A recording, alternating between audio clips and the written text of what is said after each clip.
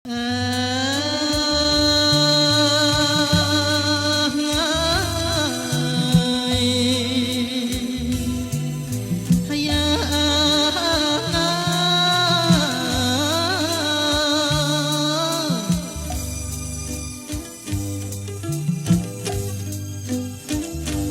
សា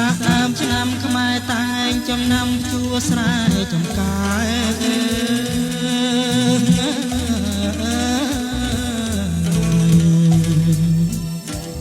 កសិករប្រុសស្រីគ្រប់អាត្មាប្រកបកិច្ចការគ្មានខ្វល់ខ្វា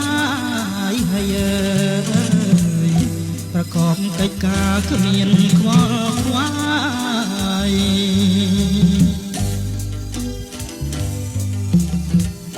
ស្រណោះមៀតភ្លឺលឺតវ៉ៅយំអូតមានមុំប្រគំតន្ត្រី